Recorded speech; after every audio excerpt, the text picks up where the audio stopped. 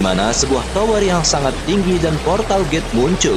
Melalui portal gate tersebut, banyak monster berdatangan dengan tujuan untuk menghancurkan bumi. Untuk mengalahkan para monster tersebut, terdapat beberapa manusia yang tiba-tiba membangkitkan kekuatan mereka. Mereka disebut sebagai player. Player merupakan satu-satunya harapan bagi umat manusia untuk bertahan dan membangun tatanan baru di bumi. Selain itu, player juga menjadi simbol akan kekayaan. Dan selain itu juga, player merupakan manusia yang paling dihormati. Sedangkan karakter utama kita yang bernama Kim Ji-woo merupakan manusia biasa saja. Ji-woo bekerja di sebuah restoran yang setiap harinya Ji-woo bertugas untuk mengantarkan makanan. Pada suatu hari, ketika Ji-woo baru saja selesai mengantarkan pesanan, tanpa sengaja Ji-woo melihat sebuah videotron, yang mana videotron tersebut menampilkan seorang player muda yang masih berumur 18 tahun. Player tersebut bernama Yo Suk-woo. Yo Suk-woo merupakan player dengan kemampuan unik. Di dalam cerita, diceritakan seorang player unik merupakan orang-orang jenius yang memiliki kemampuan seperti jin. Bahkan, mereka disebut sebagai manusia super di antara para manusia super lainnya. Dengan kata lain, mereka merupakan player yang sangat-sangat luar biasa. Apalah daya dengan Ji-woo yang masih belum membangkitkan kekuatannya untuk menjadi seorang player. Setelah bekerja hingga larut malam, Ji-woo pun pada akhirnya pulang ke rumahnya. Ketika sampai di depan rumahnya, Ji-woo tanpa sengaja melihat kotak posnya yang terisi penuh dengan surat. Melihat hal tersebut, Ji-woo pun langsung bergegas untuk mengambil semua surat tersebut. Ji-woo sebenarnya berharap kalau di antara surat-surat tersebut terdapat surat undangan untuk menjadi seorang player. Namun semua surat tersebut hanyalah tagihan yang harus dibayar oleh Ji-woo. Mulai dari tagihan pinjaman uang, tagihan rumah sakit ibunya, dan tagihan uang sekolah adiknya.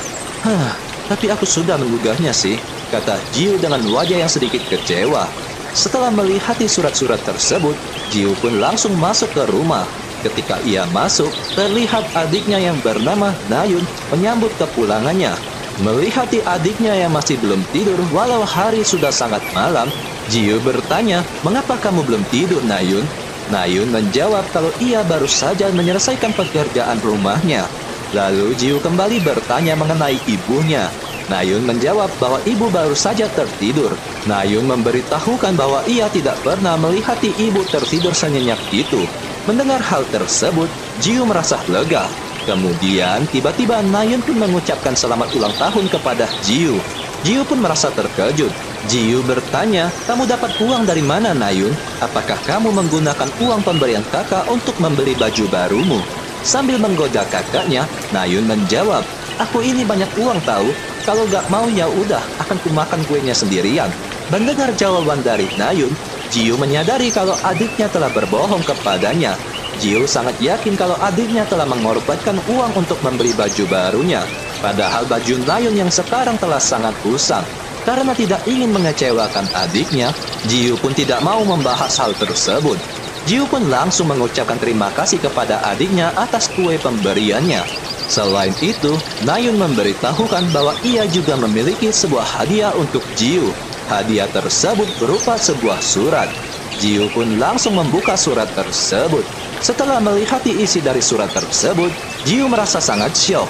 Karena isi dari surat tersebut adalah surat undangan untuk menjadi seorang player. Ji-woo pun langsung gemetaran melihat surat tersebut. Aku menjadi seorang player!" teriak Ji-woo dengan sangat keras. Na-yoon memberitahukan bahwa ia mengambil surat tersebut dari kotak pesan yang ada di depan rumah. Na-yoon sengaja mengambil surat tersebut agar bisa memberikan kejutan kepada Ji-woo. Na-yoon pun turut ikut senang. Na-yoon mengucapkan selamat kepada Ji-woo. "Yes, aku berhasil. Aku benar-benar berhasil. Sekarang hidup kami pasti berubah," kata Ji-woo dengan wajah yang sangat gembira. Di depan kamar ibunya, Ji-woo bersumpah kalau ia akan menjadi seorang player yang hebat dan dapat menghasilkan uang yang sangat banyak untuk keluarganya. Cerita pun berganti keesokan harinya, di mana Ji-woo datang ke kantor asosiasi player untuk memenuhi undangannya. Sambil dengan kaki gemetaran, Ji-woo masih tidak menyangka bahwa ia akan benar-benar datang ke sini. Namun Jiu tidak mau terlalu terlarut dengan emosi. Jiu sangat menyadari kalau perjalanannya untuk menjadi seorang player yang hebat masih sangat panjang. Kemudian Jiu pun langsung masuk ke dalam gedung. Di dalam sana terlihat seorang wanita yang menyambut kedatangan Jiu. Wanita tersebut mengatakan kalau ia telah menunggu kedatangan Jiu dari tadi. Lalu wanita tersebut meminta kepada Jiu untuk menyebutkan kata status window apabila Jiu ingin melihat informasi playernya. Jiu pun langsung mencobanya. Dan benar saja, terlihat sebuah informasi muncul di hadapan Jiu. Informasi tersebut berisikan nama, level, dan kemampuan Jiu. Karena masih belum mengetahui apa-apa, Jiu pun bertanya, mengapa kemampuan unikku masih tanda tanya? Mendengar kata-kata unik, sang wanita pun merasa sangat terkejut. Wanita tersebut pun langsung memberikan selamat kepada Jiu karena ia telah menjadi seorang player dengan kemampuan unik. Sedangkan untuk tanda tanya, itu mengartikan kalau Jiu masih belum membangkitkan kemampuannya. Jiu yang menyadari kalau dirinya merupakan seorang player unik, Jiu pun merasa syok. Apa? Aku memiliki kemampuan unik? Tubuh Jiu pun gemetaran karena saking tidak percayanya. Lalu sang wanita pun memberitahukan bahwa apabila Jiu ingin membangkitkan kemampuannya, maka Jiu harus menyelesaikan tutorial. Selain itu, wanita tersebut juga menambahkan bahwa sebentar lagi akan ada seorang pelatih yang akan menjelaskan dan membantunya menyelesaikan tutorial. Tak lama kemudian seseorang datang menghampiri mereka. Sang wanita sangat syok setelah melihat orang tersebut. Ternyata pria tersebut adalah Yosuo yang merupakan seorang player dengan kemampuan unik juga. Yosuo meminta izin apakah ia boleh menjadi pelatih dari Jiu. Apa kamu yakin ingin menjadi pelatihku? Tanya Jiu. Yosuo pun menjawab, ya, aku ingin menjadi pelatihmu. Tadi aku tanpa sengaja mendengar pembicaraan kalian. Aku merasa penasaran dengan kamu yang memiliki kemampuan unik, ungkap Yosuo. Mengetahui Yosuo yang ingin menjadi pelatihnya, Jiu pun kembali gemetaran. Lalu wanita tersebut memberitahukan bahwa orang lain yang bukan pelatih profesional tidak akan diizinkan untuk melatih player baru. Namun dikarenakan orang itu adalah Yosuo, maka wanita tersebut akan memberikan izin dengan senang hati. Setelah mendapatkan izin, Jiu dan Yosuo pun pergi ke pintu portal menuju tower.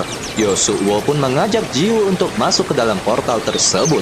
Setelah masuk, terlihat banyak goblin telah menunggu mereka di depan pintu portal. Jiu bertanya, apakah monster di lantai 1 memang sebanyak ini?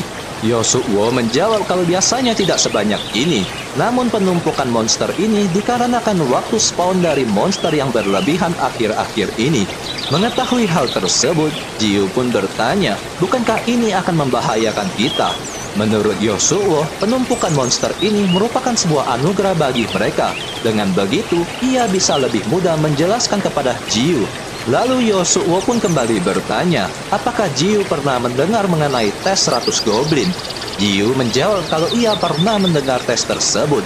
Menurut sepengetahuannya, tes 100 goblin merupakan tes yang paling berbahaya di antara lainnya.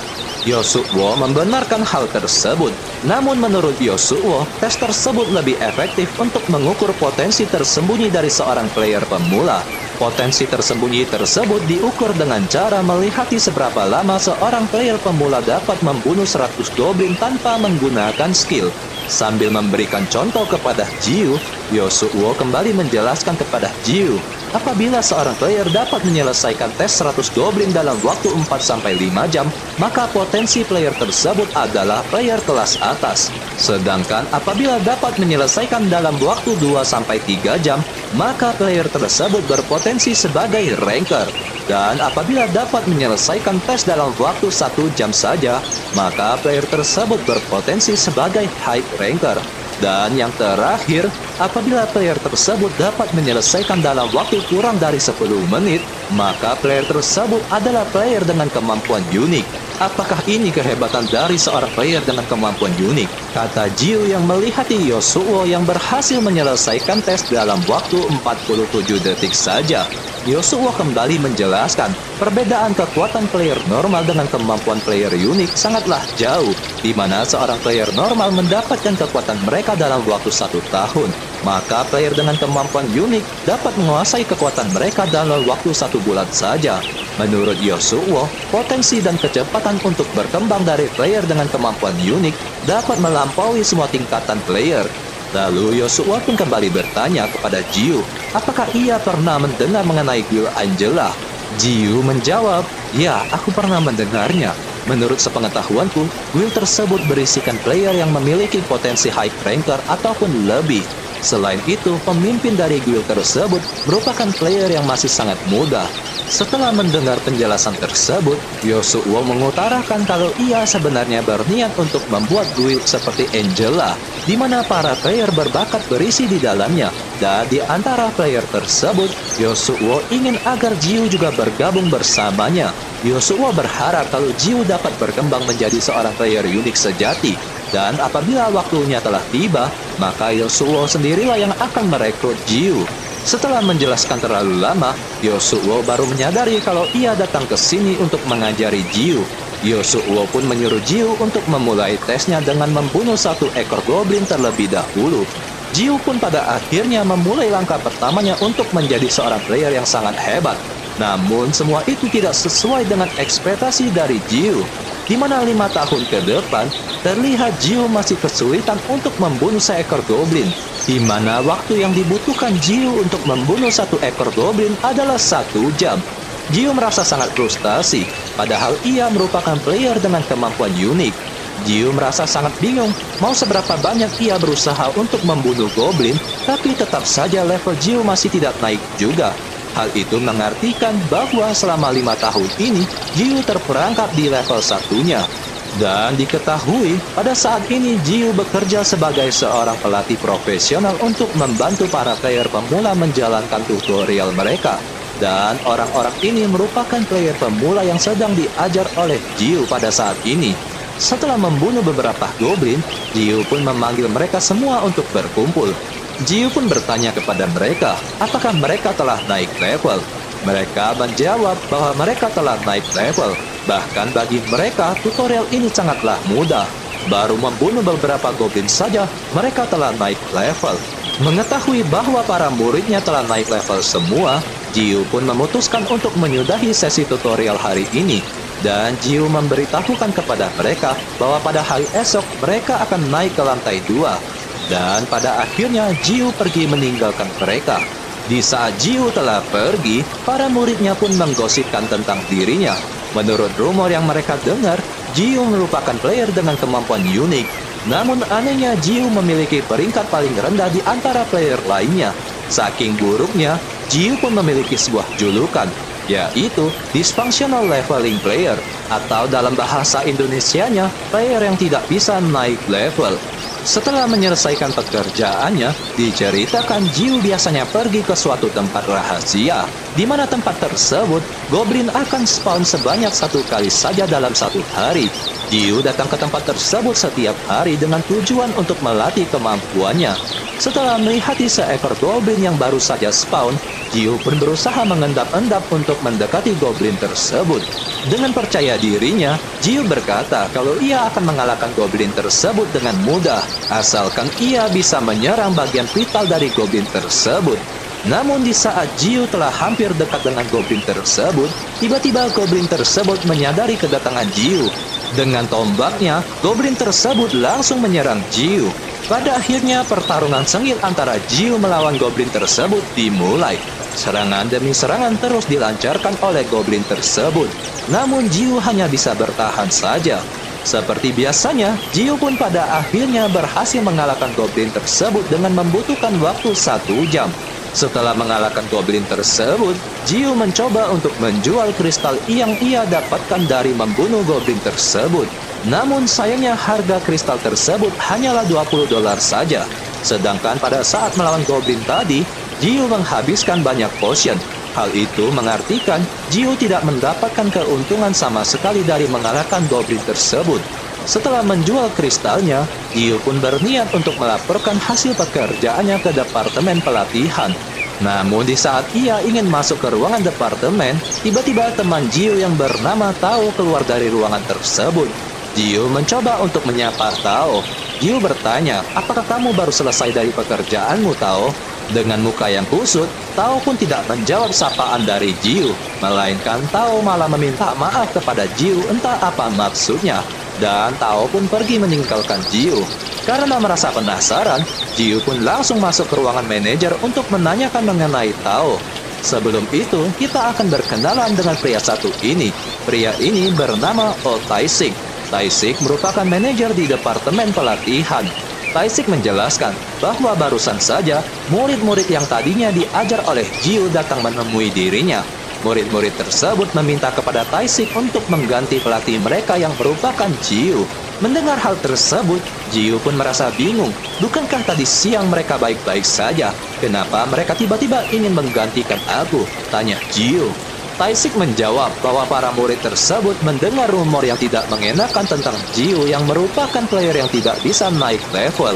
Taisik juga merasa bingung apa hubungannya antara rumor tersebut dengan menjadi seorang pelatih.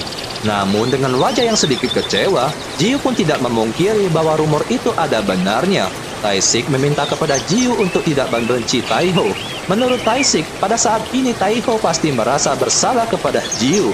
Dengan senyumannya, Jiu menjawab kalau Taiho tidak perlu merasa bersalah kepada dirinya. Lalu Taisik pun memberikan sebuah amplop yang berisikan upah dari pekerjaan Jiu untuk hari ini. Selain itu, Taisik juga baru ingat bahwa terdapat sebuah permintaan pekerjaan yang dikhususkan kepada Jiu. Jiu merasa penasaran siapa orang itu. Taisik menjawab kalau Jiu pasti akan segera mengetahuinya besok. Dan pada keesokan harinya, Jiu pun menemui orang tersebut. Orang tersebut memperkenalkan dirinya dengan nama Kim Seonpil. Seonpil merupakan player pemula yang ingin menyelesaikan tutorial. Seonpil memberitahukan bahwa Yosuo lah yang merekomendasikan Jiu sebagai pelatihnya. Mendengar nama Yosuo, Jiu pun cukup kaget, dan Jiu pun bertanya kepada Seonpil, hubungan seperti apa yang dimiliki oleh Seonpil dengan Yosuo. Seonpil menjawab kalau mereka berdua merupakan sepupu. Mengetahui dirinya telah direkomendasikan oleh Yosuo, Jiu pun merasa berterima kasih kepada Yosuo. Melihat Seonpil yang juga mengajak ketiga temannya, Jiu pun meminta kepada Seonpil untuk memperkenalkan ketiga temannya. Mulai dari yang paling kiri bernama Yeon Jaewon, yang tengah bernama Yeon Songwo, dan yang kanan bernama Kim Hanul. Setelah berkenalan dengan ketiga teman Seonpil, Jiu pun menjelaskan kepada mereka bahwa untuk menyelesaikan tutorial kali ini, mereka akan menghabiskan waktu selama 4 hari 5 malam. Sembari menjelaskan yang lainnya, Jiu menyarankan kepada mereka untuk memulai perjalanan. Tak terasa hari pun telah berganti ke sore harinya, di mana mereka telah berhasil menyelesaikan tutorial mereka di lantai 1. Dikarenakan hari telah malam, Jiu memutuskan untuk mendirikan kemah agar mereka bisa beristirahat. Selain itu, Jiu juga menyiapkan makanan untuk mereka. Di saat Jiu sedang memasak, tiba-tiba Yeon Jaewon mengungkit masalah rumor Jiu, di mana Jiu merupakan player yang tidak bisa naik level. Seonpil pun langsung memarahinya. Namun Jiu tidak menganggap serius mengenai pertanyaan tersebut. Sembari menyiapkan makanan mereka, Jiu bertanya kepada mereka apakah mereka menikmati perburuan mereka di lantai 1 kali ini. Menurut mereka, tutorial di lantai 1 sangatlah mudah. Ya, wajar saja dikarenakan pergerakan goblin di lantai 1 sangatlah buruk. Menurut Jiu, perburuan di lantai 1 ini merupakan latihan mereka untuk membiasakan mereka bertarung. Namun, Jiu juga memperingati mereka untuk waspada terhadap monster guardian. Monster guardian? Apa itu? Tanya muridnya. Jiu menjelaskan bahwa monster guardian merupakan bos monster yang sangat jarang sekali ditemui. Bahkan demi mengalahkan bos monster ini membutuhkan sebuah party ataupun guild dengan skala besar yang harus turun tangan. Selain itu, terdapat juga beberapa kelompok player dengan sengaja mengalahkan monster guardian demi mendapatkan XP yang banyak dan drop item langka. Beruntungnya monster guardian ini sering ditemui di dalam gate. Namun tidak menutup kemungkinan guardian juga ada di lantai bawah tower. Mengetahui bahwa guardian juga ada di lantai bawah tower, mereka pun sedikit ketakutan. Namun Jiu memberitahukan kepada mereka untuk tetap tenang. Hal itu dikarenakan waktu spawn dari guardian telah ditentukan. Dan bahkan terdapat guild yang ditugaskan untuk berjaga-jaga di sekitar lokasi spawn Guardian. Selain itu juga, Guardian merupakan makhluk yang bahkan jarang sekali ditemui di tower lantai bawah. Mendengar hal tersebut, mereka pun mulai tegah. Akan tetapi, di sisi lainnya yaitu tepatnya tower lantai 4. Di dalam hutan, terlihat seekor orc sedang dikejar-kejar oleh monster misterius. Monster misterius tersebut dengan sadisnya membunuh orc itu. Ternyata monster tersebut adalah Guardian. Alur cerita pun berganti kedua hari ke depan. Diceritakan bahwa di hari kedua, mereka naik ke lantai 2. Di lantai 2, mereka berhadapan dengan monster orc. Pada awalnya, mereka sedikit ketakutan melihat tubuh orc yang lebih besar dari mereka. Namun, dikarenakan pergerakan orc yang terlalu lambat, maka mereka bisa mengalahkan orc tersebut dengan mudah. Sedangkan hari ketiga, yaitu tepatnya di lantai 3, di mana mereka melawan pasukan campuran antara orc dan goblin. Dikarenakan kerjasama orc dan goblin tersebut sangatlah buruk, dengan kecerdikan Jiu, mereka berhasil dengan mudahnya mengadu domba para monster tersebut. Selain itu, dengan pengalaman Jiu, mereka berhasil melalui jalan yang sangat aman bagi mereka. Seonpil pun baru mengerti mengapa Yosuo menyarankan Jiu untuk menjadi pelatih mereka. Setelah menyelesaikan lantai 3, mereka pun mendirikan kemah lagi agar mereka bisa beristirahat. Para murid pun semakin tidak sabar lagi untuk menyelesaikan lantai 4 dan 5. Apabila mereka berhasil menyelesaikan semua tutorial, maka mereka akan mendapatkan kelas ataupun job mereka masing-masing. Mereka sangat penasaran job seperti apa yang akan mereka dapatkan nantinya. Sedangkan di sisi lainnya, Jiu yang mendengar mengenai lantai 5, Jiu pun hanya bisa terdiam saja. Jiu merasa kalau lantai 5 nanti pasti akan lebih sulit dibandingkan lantai sebelum-sebelumnya. Lalu pada keesokan harinya, mereka naik ke lantai 4. Sama seperti sebelumnya, mereka melawan pasukan orc dan goblin. Namun terdapat sebuah perbedaan, di mana orc dan goblin di lantai 4 ini memiliki agility dan strength yang lebih besar daripada lantai-lantai sebelumnya. Terlihat para murid sedang berusaha mengalahkan monster tersebut, sedangkan Jiu bertugas untuk mengarahkan dan menganalisa mereka. Lalu tiba-tiba Jiu merasakan sesuatu. Dari kejauhan, terlihat sebuah badai asap sedang datang menuju arah mereka. Melihat badai asap tersebut, Jiu bertanya-tanya, apakah badai asap tersebut merupakan Guardian? Namun menurut sepengetahuan Jiu, spawn Guardian masih sangatlah lama. Dikarenakan tidak mau mengambil resiko, Jiu pun memerintahkan kepada muridnya untuk segera mengalahkan monster tersebut. Lalu Jiu pun langsung mengambil tas dari murid-muridnya. Di saat Jiu sedang beres-beres, tiba-tiba muridnya dipojokkan oleh para monster tersebut. Jiu merasa bingung harus berbuat apa. Sedangkan di sisi lainnya, badai asap tersebut semakin dekat dengan mereka. Jiu hanya bisa berharap kalau badai asap tersebut hanyalah badai asap biasa saja. Namun ketakutan Jiu menjadi nyata, di mana dari kepulan badai asap tersebut terlihat rombongan orc berserta dengan Guardian. Jiu yang melihat Guardian sedang datang menuju arah mereka, Jiu pun langsung mengambil tindakan dengan melemparkan bom asap agar para muridnya bisa melarikan diri dari lokasi. Jiu pun langsung memerintahkan kepada mereka untuk segera lari. Jiu mengatakan kalau ia mengetahui sebuah tempat bagi mereka untuk bisa bersembunyi dari kejaran Guardian. Pada akhirnya, mereka pun berhasil kabur, dan mereka pun masuk ke dalam sebuah gua. Seonpil bertanya-tanya, sebenarnya makhluk apa itu tadi?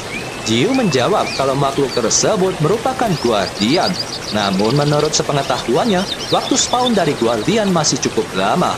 Entah kenapa Guardian bisa muncul sekarang. Jiu memutuskan untuk menunggu di dalam gua hingga datangnya bantuan.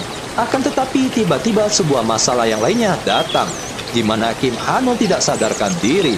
Setelah mengecek kondisi dari Kim Hanul, Jiu berasumsi kalau Kim Hanul telah terkena racun dari goblin. Jiu meminta kepada mereka semua untuk tetap tenang. Kim Hanul akan baik-baik saja setelah ia meminum penawar racunnya. Jiu pun berusaha mencari penawar racun tersebut di dalam tasnya. Namun setelah dicari-cari, Jiu tidak berhasil menemukannya. Jiu pun tiba-tiba teringat pada saat penyerangan tadi, di mana pada saat tadi, Jiu sedang terburu-buru membereskan barangnya. Tanpa disengaja, penawar racun tersebut jatuh di lokasi penyerangan. Jiu merasa kalau dirinya telah sangat ceroboh. Bagaimana mungkin sekelas pelatih veteran sepertinya bisa melakukan hal ceroboh seperti itu? Jiu pun berusaha untuk menenangkan dirinya. Pada akhirnya Jiu pun memutuskan untuk melakukan sesuatu, di mana Jiu berencana untuk keluar dari dalam gua dan menembakkan sinyal SOS agar para player lainnya bisa melihat lokasi mereka dan membantu mereka. Murid-muridnya pun tidak setuju dengan rencana dari Jiu. Menurut mereka rencana Jiu sangatlah berbahaya. Namun Jiu terpaksa melakukan hal tersebut dikarenakan nyawa Kim Hanu dalam bahaya. Jiu berusaha meyakinkan mereka dengan berkata kalau ia telah sangat hafal dengan rantai tutorial ini sampai-sampai ia sangat muak. Pada akhirnya Jiu pun keluar dari dalam gua. Jiu berencana untuk mencari bukit yang sangat tinggi. Namun perjalanannya dihalangi oleh beberapa orc yang berjaga di sana. Dikarenakan jalannya telah dihalangi, Jiu pun memutuskan untuk mengambil jalan memutar. Setelah berjalan cukup jauh, Jiu pun pada akhirnya sampai ke tempat tujuan. Jiu merasa sangat lega karena bisa berhasil sampai tujuan dengan tanpa adanya halangan. Namun semua prasangka tersebut pun langsung berubah. Tiba-tiba, Guardian datang dari belakang Jiu dan mencoba untuk menyerang Jiu. Namun untungnya pukulan dari Guardian tersebut meleset dan membuat Jiu terpental sangat jauh hingga ia menabrak batu dengan sangat keras. Jiu pun langsung melemparkan bom asap agar pandangan dari Guardian tersebut dibutakan. Jiu pun langsung memanfaatkan kesempatan tersebut untuk menembakkan sinyal SOS ke atas langit. Dan Jiu pun langsung kabur dari tempat tersebut. Jiu pun berusaha untuk mencari tempat bersembunyi. Namun sangat sialnya, Jiu malah menemukan pintu gerbang menuju ujian lantai 5. Pintu tersebut merupakan pintu yang selama ini sangat ingin dilewati oleh Jiu. Namun dikarenakan Jiu masih memikirkan nasib dari keluarganya, Jiu memutuskan untuk menyerah. Menurut Jiu, di balik pintu ini yang menunggu dirinya hanyalah kematian saja. Semua itu dikarenakan Jiu yang masih level 1. Jiu merasa kalau dirinya telah memasuki jalan buntu. Namun di sisi lainnya, terlihat Guardian telah semakin dekat dengannya. Pada akhirnya, Jiu pun mencoba untuk bertaruh dengan pintu yang ada di depannya. Jiu pun memutuskan untuk membuka pintu tersebut dengan sekuat tenaga. Ketika pintu tersebut telah terbuka, tiba-tiba pandangan Jiu menjadi putih semua. Lalu tiba-tiba terdengar suara operator yang mengatakan kalau Jiu telah memenuhi syarat untuk mengikuti ujian. Jiu pun tiba-tiba tersadarkan di sebuah taman. Operator tersebut menjelaskan bahwa untuk menyelesaikan ujian ini, Jiu hanya perlu membunuh seekor kambing. Jiu yang mengetahui bahwa ujiannya hanya membunuh seekor kambing, Jiu sangat terkejut. Apa? Tugasku hanya untuk membunuh seekor kambing? Tanya Jiu dengan wajah yang kebingungan. Jiu pun langsung membunuh kambing tersebut. Dan benar saja, operator tersebut mengatakan kalau Jiu telah lolos ujian. Selain itu, operator juga mengatakan kalau kelas Jiu akan segera ditentukan. Dan Jiu juga akan mendapatkan sebuah hadiah. Jiu yang masih tidak menyangka kalau ujiannya hanya membunuh seekor kambing saja, padahal Jiu telah mempersiapkan dirinya untuk mati dengan masuk ke dalam gerbang ini. Di saat Jiu masih merasa kebingungan, tiba-tiba sebuah asap hitam muncul di belakang Jiu, dan asap tersebut mencoba untuk menyelimuti Jiu hingga ke seluruh tubuhnya. Pada akhirnya Jiu pun dikirim ke sebuah dimensi. Lalu terdengar suara anak kecil yang bertanya, "Sebenarnya siapa kamu itu?" Mendengar suara tersebut, Jiu pun langsung tersadarkan. Jiu bertanya-tanya, sebenarnya sekarang ini ia berada di mana? Lalu suara tersebut pun kembali bertanya kepada Jiu, apakah Jiu merupakan masternya? "Master, apa maksudmu?" tanya Jiu. Mendengar pertanyaan Jiu, suara tersebut pun tiba-tiba menjawab Jiu dengan nada yang kasar. "Sialan, si idiot ini bahkan tidak mengerti apa yang aku maksudkan. Apakah ia benar-benar masterku? Baiklah kalau begitu, kau hanya perlu memberikan aku sebuah nama," kata suara tersebut dengan kasarnya. "Nama? Apa maksudmu?" tanya Jiu lagi. "Iya, nama. Maksudku lakukan link denganku," kata suara tersebut. Lalu tiba-tiba sebuah informasi muncul di depan Jiu. Informasi tersebut mengatakan kalau Ego ingin melakukan link dengan Jiu. Apakah Jiu ingin menerimanya?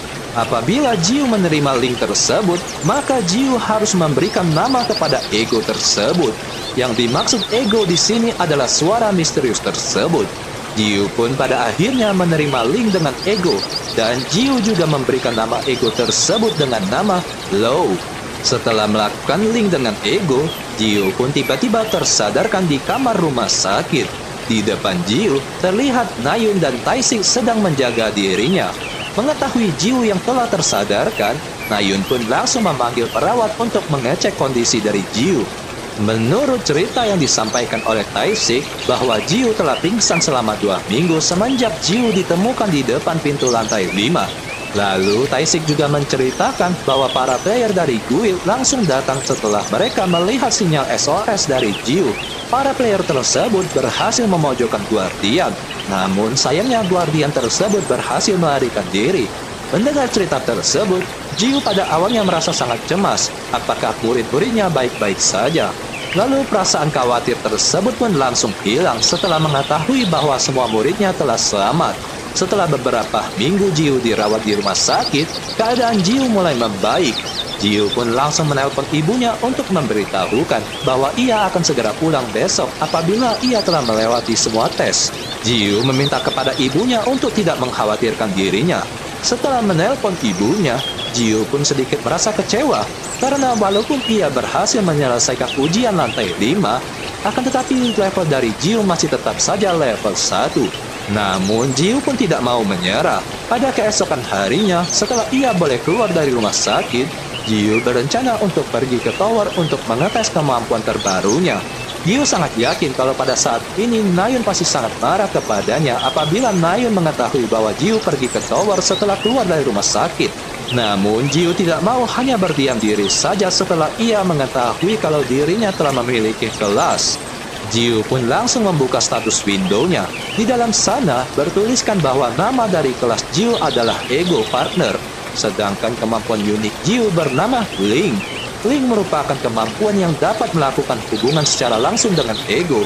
Dan yang terakhir adalah skill Jiu yang bernama Synchronize.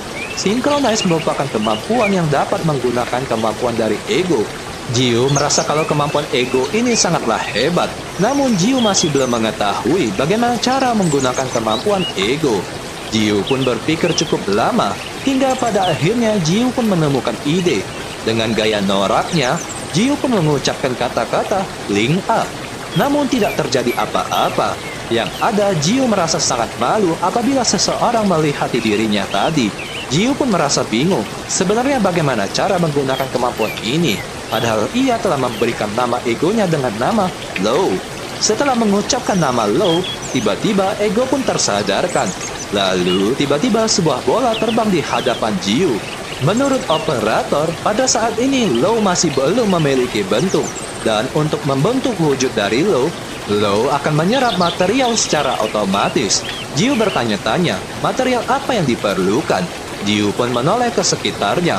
Lalu tiba-tiba sebuah angin yang sangat kencang berhembus. Angin tersebut berasal dari Low yang mencoba untuk menyerap seluruh benda yang ada di sekitarnya. Semua benda di sekitar pun mulai dihisap. Bahkan tas Jiu yang berisikan item senilai 5 juta won dan semua pakaian Jiu juga ikut diserap. Jiu pun berusaha menahan kolornya, hingga pada akhirnya isapan angin dari Low pun telah berhenti. Setelah mendapatkan semua material yang dibutuhkannya, tiba-tiba Low meledak dengan sangat dahsyat. Kemudian saat Jiu melihat ke depan, terlihat sebuah pedang melayang di hadapan matanya. Pedang tersebut merupakan wujud dari Low yang sekarang. Setelah menemukan pakaian secara asal-asalan, Jiu pun bertanya kepada Low, apakah kamu benar-benar Low egoku? Seperti biasanya, Low pun menjawab Jiu dengan nada yang kasar. Ya ampun, mau berapa kali aku harus bilang padamu bahwa aku adalah egomu, dasar idiot? Mendengar jawaban dari Low yang sangat kasar, Jiu pun berusaha bersabar. Lalu Jiu pun kembali bertanya, sebenarnya ego itu apa? Apakah sejenis jiwa? Low pun menjawab dengan nada yang kasar lagi. Aku juga tidak tahu ego itu apa. Selain itu, berhenti memegangiku, dasar mesum. Lama-kelamaan Jiu pun mulai kesal setelah mendengar kata-kata dari Low. Namun dikarenakan ia masih merasa penasaran, Jiu pun lanjut bertanya kepada Low, Low, apakah kamu bisa bergerak sendiri? Lo menjawab kalau pada saat ini ia belum bisa bergerak, namun lama-kelamaan ia pasti bisa bergerak. Lalu apakah kamu bisa membatalkan Link ataupun menggantikan mastermu? Tanya Jiu. Lo menjawab bahwa itu sangatlah tidak mungkin. Yang berhak untuk membatalkan Link adalah masternya itu sendiri. Kembali lagi ke pertanyaan selanjutnya. Jiu bertanya, apakah Lo bisa menyerang dirinya ketika Lo sudah bisa bergerak? Lo menjawab kalau itu bisa saja terjadi, namun menurut Lo itu tidak ada untungnya bagi dirinya. Apabila Jiu mati, maka Lo juga akan ikut menghilang.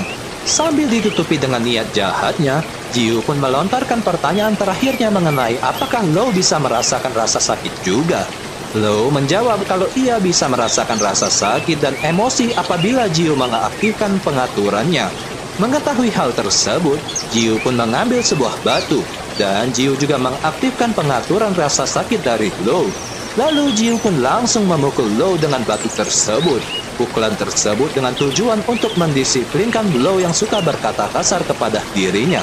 Pada akhirnya Lo pun patuh kepada Jiu. Setelah 1 bulan lamanya, Jiu pun kembali menantang Tower.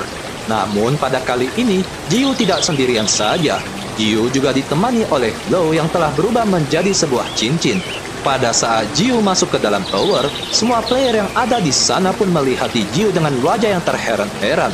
Menurut rumor yang didengar, nama Jiu telah semakin terkenal di kalangan para player. Namun, bukan sebagai player yang tidak bisa naik level. Pada saat ini, Jiu memiliki julukan baru yang bernama Tutorial Slayer, atau bisa disebut juga pembantai tutorial. Julukan tersebut bukan sekedar isapan jempol belaka saja. Jiu membuktikan hal tersebut dengan menantang puluhan orc dan goblin. Dengan mengubah cincinnya menjadi pedang Lo, Jiu pun melesat dengan sangat cepat dan menebas semua monster tersebut. Bukan hanya kecepatan Jiu saja yang telah meningkat, kekuatan Jiu juga telah meningkat secara drastis. Bahkan dengan 1 pukulannya saja, Jiu berhasil mengalahkan puluhan monster tersebut secara sekaligus. Semua kemampuan tersebut bukan berasal dari dirinya sendiri, melainkan Jiu menggunakan kemampuan dari Lo. Dan setiap kali Jiu membunuh monster, bukan level Jiu yang naik, melainkan level Lo yang naik. Selain itu, dijelaskan bahwa setiap kali Lo menghisap darah dari para monster yang ia bunuh, maka level dan status Lo akan meningkat. Setelah berhasil membunuh banyak monster, Jiu berhasil mendapatkan banyak kristal. Jiu masih tidak menyangka kalau ia bisa mengumpulkan kristal sebanyak ini. Padahal beberapa bulan yang lalu, Jiu harus bersusah payah untuk mengumpulkan kristal tersebut. Lalu tanpa sengaja, Lo pun mengejek Jiu. Jiu pun langsung merespon ejekan dari Lo dengan wajah yang sangat menyeramkan dan membuat Lo ketakutan. Setelah tasnya telah terisi penuh dengan kristal, Jiu pun berencana untuk menyudahi perburuannya hari ini. Namun Jiu berencana untuk pergi ke gate pada keesokan harinya. Menurut Jiu, XP dan item di dalam gate lebih banyak daripada di dalam tower. Lalu Jiu pun menjual semua kristalnya. Di tengah perjalanan Jiu, tanpa sengaja ia bertemu dengan Taisik. Jiu menceritakan kalau ia berencana untuk masuk ke gate pada keesokan harinya. Namun Taisik malah menasehati Jiu untuk tidak pergi ke dalam gate terlebih dahulu untuk sementara ini. Taisik sangat mengerti kalau Jiu telah lama ingin masuk ke dalam gate dalam 5 tahun ini.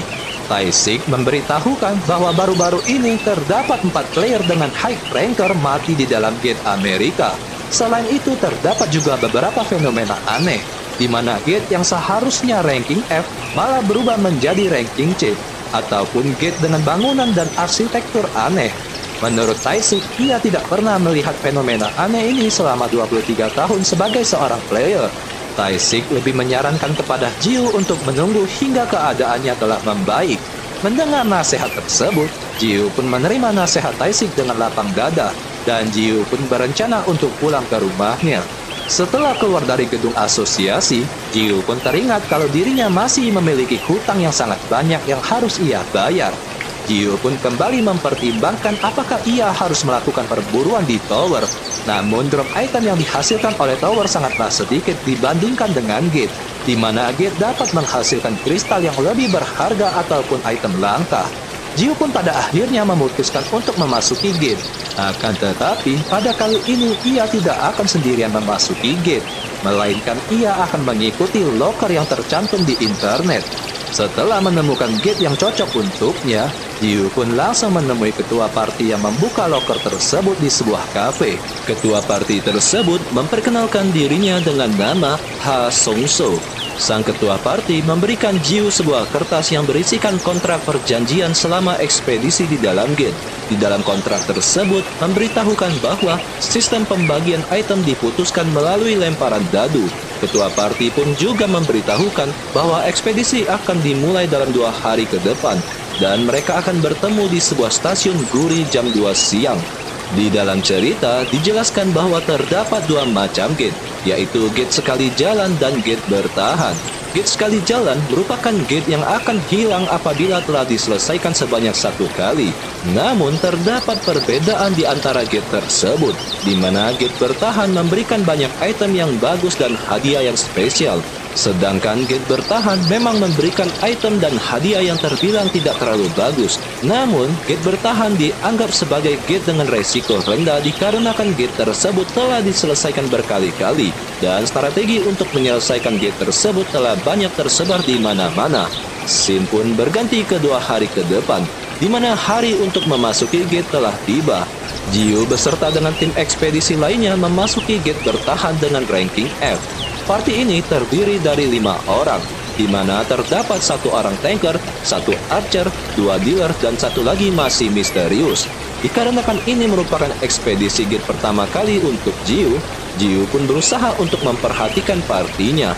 Jiu merasa kalau wanita tersebut memiliki sosok misterius, dan ia juga kenal dengan ketua party. Kemudian di saat mereka telah menelusuri gate cukup jauh, sang ketua party pun merasakan sesuatu. Ketua party mengatakan kalau ia merasakan ada yang datang ke arah mereka. Ternyata itu adalah puluhan zombie yang datang menuju arah mereka. Sang ketua party pun telah menyusun rencana, di mana tanker bertugas untuk menahan gempuran dari para zombie tersebut. Lalu kedua dealer bertugas untuk bertarung di garis depan, sedangkan archer berperan untuk memberikan bantuan kepada mereka dari barisan belakang. Salah satu dari dealer pun sedikit kesusahan untuk mengalahkan para zombie tersebut. Namun, sedangkan di sisi lainnya, yaitu Jiu, dengan kecepatan kilat, Jiu mengalahkan puluhan zombie dengan mudahnya. Partinya hanya bisa terpelongok melihat kehebatan dari Jiu. Mereka tidak menyangka kalau Jiu akan sehebat ini. Setelah mengalahkan rombongan zombie dan berjalan cukup jauh, pada akhirnya mereka memutuskan untuk beristirahat terlebih dahulu. Di sela-sela peristirahat, sang tanker dan dealer memuji-muji kehebatan Jiu. Padahal Jiu merupakan player pemula, namun mereka merasa kalau Jiu telah meng-carry mereka selama ekspedisi ini. Mereka pun terus mencoba untuk menjilat Jiu, namun Jiu tidak ingin terbuai dengan pujian tersebut. Jiu lebih memilih untuk merendahkan dirinya, dikarenakan ia tidak mau menyinggung perasaan ketua party. Setelah beristirahat cukup lama, sang ketua party pun memutuskan untuk melanjutkan perjalanan. Jiu bertanya kepada Lo, apakah ia telah siap? Lo menjawab kalau ia telah siap, namun Lo tidak menyukai rasa dari darah zombie tersebut. Di saat mereka mau memulai perjalanan mereka, dengan diam-diam, sang tanker dan sang dealer terlihat sedang merencanakan sesuatu yang licik. Setelah berjalan cukup jauh, pada akhirnya mereka pun tiba di ruangan bos dari gate ini. Sebelum memulai penyerangan, sang ketua party pun menyusun rencana lagi agar mereka bisa mengalahkan bos monster dengan mudah. Sang ketua party menjelaskan bahwa bos yang akan mereka hadapi adalah monster Ghoul. Ghoul dikenal sebagai monster yang cukup kuat. Lalu di saat ketua party sedang menjelaskan, tiba-tiba sang tanker memotong penjelasan dari sang ketua party. Menurut tanker tersebut, mereka telah mengetahui semua informasi tersebut dari internet. Sang tanker mengatakan kalau ia telah tidak sabar untuk segera menyerang bos monster. Sang ketua party pun tidak setuju dengan anggapan dari tanker. Menurutnya, walaupun mereka semua sudah mengetahui informasi bos tersebut, tetap saja apabila terjadi sebuah kesalahan yang dilakukan oleh satu orang, maka itu akan berdampak kepada keseluruhan party. Mendengar ceramah dari ketua party, sang tanker pun tidak terima. Sang tanker malah mengejeknya. Mengetahui ketua party diejek, wanita yang selalu berada di dekat sang ketua party memasang wajah yang sangat marah dan berniat untuk menyerang tanker. Namun ketua parti langsung memplototi wanita tersebut. Wanita tersebut pada akhirnya mulai tenang lagi. Ketua parti pun mulai menjelaskan rencananya, yaitu setelah mereka telah melelehkan jeruji besi dengan menggunakan asam dan masuk ruangan bos. Menurut ketua parti, bos monster pasti tidak akan menyerang mereka apabila mereka tidak menyerang bos monster terlebih dahulu. Lalu pertama-tama, ketua parti pun menembakkan panahnya dengan menggunakan jurus yang bernama Explosive Arrow kepada bos tersebut. Tembakan panah tersebut pasti akan membuat bos monster marah besar dan mulai menyerang mereka. Dari situlah tugas dari tanker untuk menahan serangan dari bos monster. Lalu kedua dealer pun langsung maju ke depan untuk mulai menyerang bos monster secara bertubi-tubi. Dan apabila bos monster mulai merasa kalau dirinya telah berada dalam situasi bahaya, bos monster pasti akan mulai menggunakan pertahanannya. Pertahanan tersebut akan meningkatkan defense dari bos monster sebanyak 3 kali lipat. Dan dari situlah kesempatan dealer untuk mulai menyerang bos monster. Walau damage yang dihasilkan sedikit, akan tetapi lama-kelamaan bos monster pasti akan kalah. Namun semua perkiraan dari ketua parti pun telah salah. Dengan sekali tebas saja, Jiu berhasil mengalahkan bos monster tersebut. Seisi parti pun mulai kembali terperongok melihat Jiu yang berhasil mengalahkan bos monster dengan sekali serang saja. Dan bahkan Jiu juga tidak menyangka akan hal itu. Setelah berhasil mengalahkan bos monster, Jiu mendapatkan skill baru yang bernama Cannibalism. Cannibalism merupakan skill yang dapat memulihkan health hanya dengan melahap mayat monster. Lalu tanker dan dealer pun mulai menjilat Jiu lagi, sampai-sampai mereka meminta kontak dari Jiu dikarenakan mereka tahu kalau Jiu merupakan player yang sangat hebat. Ketua parti memberitahukan kalau drop itemnya bernama Dagger of Paralyze. Dan sesuai tertera di kontrak, sang ketua parti akan membagikan drop item tersebut dengan melemparkan dadu. Lalu tanker pun mencoba untuk menghasut Jiu untuk masuk ke dalam konspirasinya. Tanker bertanya kepada Jiu, apakah kau tidak mau drop item itu? Kalau secara jujur, bukankah kaulah orang yang sudah melakukan semua pekerjaan ini? Itu artinya kau berhak untuk mendapatkan drop item itu. Tenang saja, aku dan dealer akan menangani ini. Jadi kamu hanya perlu mengikuti kami dari belakang saja, kata pria tersebut yang mencoba untuk menghasut Jiu. Namun sayangnya Jiu tidak tertarik dengan ajakan tersebut. Jiu merasa setelah 5 tahun ia menjadi pelatih, ia bisa memperhatikan sifat orang dengan sangat baik. Menurut Jiu, tanker dan dealer merupakan orang yang sangat buruk. Namun Jiu tidak menyangka kalau mereka juga akan melakukan hal kotor seperti ini. Sedangkan di sisi lainnya, sang ketua parti dan wanita di sebelahnya, Jiu masih belum bisa membaca sifat dari mereka berdua. Jiu merasa kalau mereka berdua masih berusaha untuk menyimpan sifat asli mereka. Ketua parti pun pada akhirnya memulai pembagiannya. Di saat ketua parti sedang mengeluarkan dadunya, tanker dan dealer menatap satu sama lainnya. Lalu tanker pun memulai pergerakannya dengan mencoba untuk menyerang ketua parti secara mendadak. Namun aksi dari tanker berhasil dihentikan oleh Jiu. Jiu pun langsung membantingnya dengan sangat keras. Tanker merasa bingung, bukankah Jiu berada di pihaknya? Lalu tanker pun meminta bantuan kepada temannya. Namun sayangnya sang dealer telah ketakutan terlebih dahulu. Dari dalam hati Jiu merasa kalau ia tidak menghentikan sang tanker pasti akan mati oleh wanita tersebut. Bahkan Jiu tidak menyadari kalau wanita tersebut mengeluarkan pisaunya. Jiu berpendapat kalau wanita tersebut sangatlah berbahaya. Dan itu juga tidak berbeda dengan ketua parti, di mana pada saat ketua parti hampir ditusuk, ketua parti malah tidak takut. Yang ada malah ketua parti menatapi pedang tersebut dengan wajah yang tenang. Dikarenakan Jiu merasa penasaran, Jiu pun bertanya kepada mereka berdua, sebenarnya kalian itu siapa? Ketua parti pun menjawab, seharusnya aku yang bertanya, sebenarnya kalian itu siapa?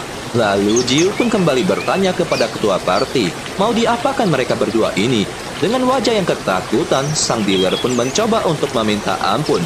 Dealer berkata kalau ia hanya menerima bayaran dari tanker, dan ia tidak mengetahui kalau tanker berniat untuk menusuk ketua parti. Ketua parti pun mencoba untuk berpikir.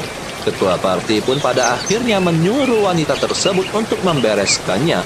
Dengan sangat cepat, wanita tersebut langsung berpindah ke belakang dealer, dan wanita tersebut memukul kepala dari dealer hingga ia pingsan. Melihat aksi yang barusan dilakukan oleh wanita tersebut, sesuai dugaan dari Jiu bahwa wanita tersebut merupakan player yang sangat berbahaya. Lalu Jiu pun juga ikut meniru cara wanita tersebut dengan memukul leher dari tanker hingga ia pingsan. Jiu pun mencoba untuk bernegosiasi dengan ketua party. Jiu mengatakan kalau ia akan mengambil drop item tersebut. Ketua party bertanya, bukankah kita harus melakukan lempar dadu terlebih dahulu? Jiu pun berusaha untuk beralasan kalau dirinya lah yang telah menyelamatkan ketua party, makanya ia berhak untuk item tersebut. Selain itu, Jiu juga mengatakan kalau item selevel ini tidak akan mungkin cocok dengan player seperti ketua party. Ketua party merasa kalau Jiu mengetahui dirinya. Ketua party pun bertanya kepada Jiu, apakah Jiu telah mengenali dirinya? Jiu menjawab kalau ia tidak mengenali ketua party. Namun Jiu sangat yakin kalau ketua party bukanlah player sembarangan setelah melihat aksi yang dilakukan oleh pengawalnya, yaitu wanita tersebut. Dengan santainya, Jiu pun mengatakan kalau ia akan menyerahkan kedua orang tersebut kepada ketua party dikarenakan ia masih berencana untuk melakukan perburuan di dalam gate tersebut. Pada akhirnya, Jiu pun pergi meninggalkan ketua party. Setelah cukup jauh meninggalkan ketua party, Lo memberitahukan kepada Jiu kalau ia juga merasakan kalau wanita tersebut sangatlah berbahaya. Jiu menjelaskan itulah mengapa ia tidak ingin terlalu banyak bicara dengan mereka berdua. Lo merasa kalau Jiu merupakan orang yang sangat sadis karena telah menyerahkan kedua pria tersebut kepada orang berbahaya seperti ketua party. Selain itu juga, Jiu juga mengambil drop item begitu saja. Jiu menjawab, bukankah aku telah menyelamatkan nyawa mereka berdua? Dan berkat itu juga aku bisa melakukan farming seperti ini. Selain itu juga, Lo dapat menyerap darah dari para zombie untuk meningkatkan statusnya. Status yang dihasilkan dari darah zombie tersebut adalah stamina. Dikarenakan darah yang telah diserap sudah cukup, Jiu pun memutuskan untuk pergi ke ruangan hadiah, di mana ruang hadiah tersebut hanya dapat diakses melalui mayat dari bos monster. Ketika Jiu mencoba untuk membuka ruang hadiah, tiba-tiba Jiu merasa ada yang aneh dengan tembok di sebelahnya. Jiu bertanya, apakah tembok ini memang seperti ini sebelumnya? Lo pun menjawab, sepertinya tidak, Master. Dikarenakan penasaran, Jiu pun mengecek tembok tersebut dengan mengetoknya. Alhasil, Jiu merasa terdapat ruangan di balik tembok tersebut. Jiu pun memutuskan untuk menghancurkan tembok tersebut. Dengan sekuat tenaga, Jiu menghancurkan tembok tersebut. Setelah tembok tersebut dihancurkan, Lo tiba-tiba mengatakan kalau ia merasakan adanya ego lain. Jiu pun bertanya, apakah kamu yakin, Lo? Lo menjawab kalau ia benar-benar sangat yakin bahwa terdapat ego di dalam ruangan tersebut. Jiu pun langsung masuk ke ruangan tersebut. Dan benar saja, terlihat sebuah pedang putih menancap di sebuah batu. Jiu bertanya-tanya bagaimana cara mendapatkannya. Apakah ia hanya perlu menarik pedang ini? Pada akhirnya Jiu pun memutuskan untuk menarik pedang tersebut. Di saat Jiu menyentuh pedang tersebut, tiba-tiba pedang tersebut mengeluarkan cahaya yang sangat terang. Jiu pun membuka matanya. Jiu merasa kalau ia pernah merasakan sensasi yang sama seperti saat ia bertemu dengan Lo. Namun bedanya ruangan dimensi ini dipenuhi dengan cahaya putih. Lalu tiba-tiba terdengar suara ego yang bertanya kepada Jiu, apakah kamu adalah masterku? Jiu menjawab sekaligus bertanya kepada ego tersebut, ya, aku adalah mastermu. Apakah kamu adalah ego yang bersemayam di pedang ini? Ego tersebut menjawab, ya, aku sudah lama menunggu master di sini. Maukah master melakukan link denganku? Jiu berkata kalau ia akan melakukan link dengan ego tersebut dan menjadi masternya. Dan seperti biasanya, ego tersebut pun perlu dinamai. Jiu menamai ego tersebut dengan nama Ellie. Setelah melakukan link dan memberikan nama kepada ego, Jiu pun pada akhirnya mendapatkan ego tersebut. Lalu tak lama kemudian, tiba-tiba seluruh bangunan yang ada di gate runtuh. Lo dan Ellie meminta kepada Jiu untuk kabur. Di saat Jiu berusaha untuk mencari jalan keluar, Ellie dan Lo malah bertengkar satu sama lain. Jiu pun langsung memerintahkan kepada mereka untuk diam. Di saat Jiu berusaha untuk keluar dari ruangan tersebut, Jiu pun melihat mayat dari bos monster. Dalam sekejap, Jiu pun tiba-tiba mendapatkan ide. Jiu berencana untuk membuka ruangan hadiah dan masuk ke dalam sana. Dengan sekuat tenaga, Jiu langsung melompat ke arah mayat bos monster. Dan tiba-tiba terbuka sebuah portal gate. Jiu pun pada akhirnya masuk ke dalam portal gate tersebut. Setelah Jiu berhasil keluar dari gate tersebut, diberitakan kalau gate bertahan telah menghilang. Menurut media, ini merupakan pertama kalinya di mana gate bertahan bisa menghilang. Media bertanya-tanya apakah ini merupakan pertanda sebuah bencana. Sedangkan di sisi lainnya, Jiu merasa sangat beruntung karena dirinya tidak dicurigai setelah gate tersebut menghilang. Jiu mendapatkan hadiah dari gate tersebut berupa beberapa kristal yang cukup mahal dan sebuah kalung berharga. Kalung tersebut memiliki efek untuk mencegah penyakit biasa dan memperpanjang hidup seseorang. Jiu menggunakan kalung tersebut untuk mengobati ibunya. Dan Jiu juga menggunakan uang hasil penjualan kristal untuk memindahkan ibunya ke rumah sakit. Setelah menyelesaikan gate, Jiu pun memutuskan untuk menantang tower sekali lagi, di mana Jiu dengan mudahnya menaklukkan lantai 6 sampai ke 9. Semua itu dikarenakan kedua ego yang dimilikinya. Jiu sebenarnya tidak menyangka kalau ia bisa sampai ke lantai 9 dengan mudahnya. Lalu Jiu pun sempat teringat akan nasihat dari Yosuo, di mana Yosuo pernah berkata, bukan masalah level yang dibutuhkan, melainkan sebuah kerja keras. Yosuo sangat yakin kalau Jiu tidak menyerah, maka suatu saat nanti kekuatan unik dari Jiu akan muncul dengan sendirinya. Dan benar saja yang dikatakan oleh Yosuo, pada saat ini Jiu telah dianugerahi dua ego yang cukup hebat, di mana Jiu dapat menggunakan status dari kedua ego sekaligus.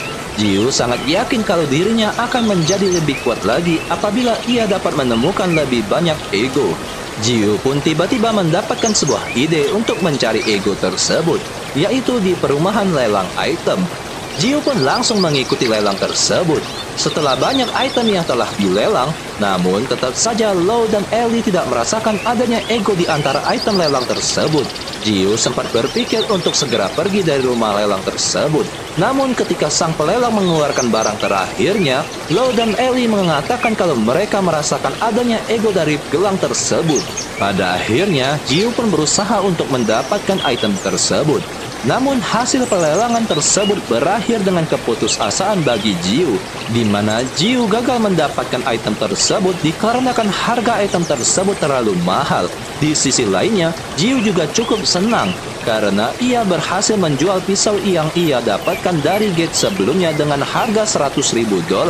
Jiu pun memutuskan untuk menggunakan uang tersebut untuk berbelanja di supermarket. Setelah berbelanja dari supermarket, Jiu mendapatkan telepon dari Taisik. Taisik bermaksud untuk menanyakan kabar dari Jiu apakah dirinya sedang dalam masalah. Jiu menjawab kalau ia baik-baik saja pada saat ini. Namun tanpa sengaja Jiu menceritakan kepada Taisik bahwa ia baru-baru ini keluar dari dalam gate. Mengetahui Jiu yang masuk ke dalam gate, Taisik pun langsung memarahi Jiu karena telah mengabaikan nasihat dari dirinya. Jiu berusaha menjelaskan pada saat itu ia sedang membutuhkan uang. Mau tidak mau ia harus masuk ke dalam gate. Setelah mendengar penjelasan Jiu, Taisik pun tidak marah lagi. Namun Taisik tetap ingin mendengar cerita selengkapnya dari Jiu pada keesokan harinya. Sambil berjalan pulang menuju arah rumahnya, Jiu mengatakan kalau ia merasa sangat senang pada akhir-akhir ini, di mana satu persatu masalahnya telah selesai semua. Mulai dari hutangnya yang telah lunas hingga ia bisa membiayai ibunya untuk dirawat di rumah sakit.